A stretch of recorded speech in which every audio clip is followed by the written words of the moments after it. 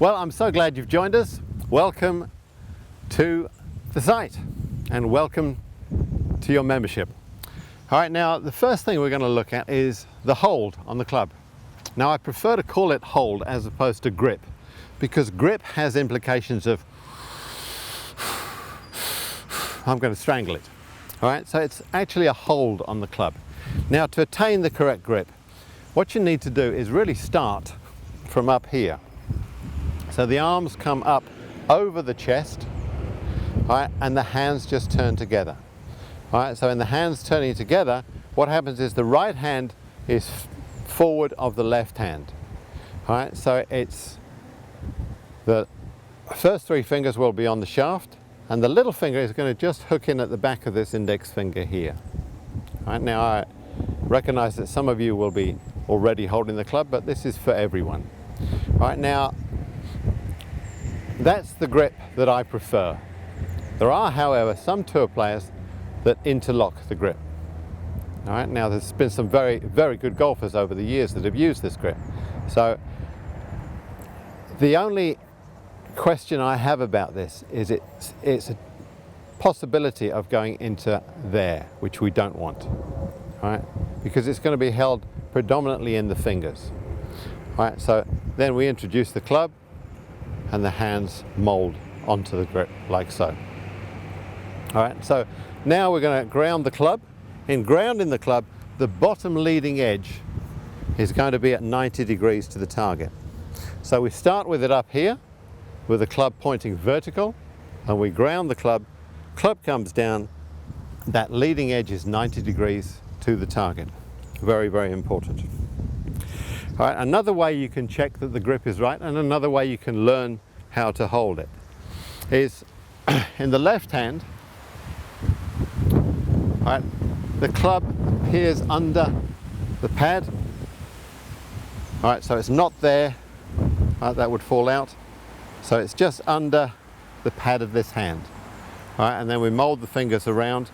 Now what this actually does is it keeps this off the grip. All right, for reasons that I'm not going to go into that would complicate this issue too much, is if we were holding it there, then you would not swing the golf club correctly. All right, but there's no need to go into that. All right, so it's from there, wrap the fingers around, and then the right hand comes on, and we're across the middle of the joints there and wrapped around. Now the pressure points on the grip are really those first three fingers of the left hand, all right, and the middle two fingers of the right hand. Those are the only pressure points.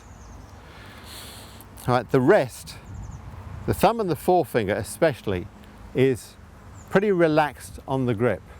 Now what happens at the point of impact is, because the club is going into the ground, the ball is on the middle of the club face, what happens is that actually compresses. So the grip compresses against the right hand, all right, against that forefinger really. But immediately after impact, it's loose again. So the grip pressure does change, all right, but there's no real need to understand that. But it should be fairly loose here. But you'll see, as you look at my hand, this muscle is actually quite built up. That comes of years of holding the golf club. And that's because at that moment of impact, that happens. We've got an exercise for that we'll be showing you later on to strengthen your hands. So your hands need to be fairly strong for golf. All right, now looking down, as we ground the club, you should be seeing no more than 2 to 2.5 knuckles at the very most. All right, and you'll see that the creases made by the thumb and the forefinger point midway between your chin and your right shoulder. All right, then we know that we have the correct grip. Now if we're too much over this way, all right, what's going to happen is when we swing the club through, see what happens, comes back to the neutral position, club face closed, ball will fly left. Similarly, if we're too weak on the grip here, so we're too much under that way, as we swing the club, club face is going to come through open, ball will squirt out to the right. assuming that the swing is on plane. So the correct grip needs to be practiced over and over. When you visit homes of tour professionals or golf professionals, either their homes or in their place of work at a golf club, you'll always notice that there's a golf club lying around somewhere where they can pick up and just hold a golf club. All right? This is vitally important that we get this correct. And it's vitally important because if it's incorrect, you're going to have to make some adjustments in your swing, so it's correcting a fault with a fault.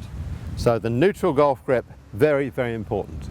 So please practice this over and over, really if you can, before proceeding to the next lesson.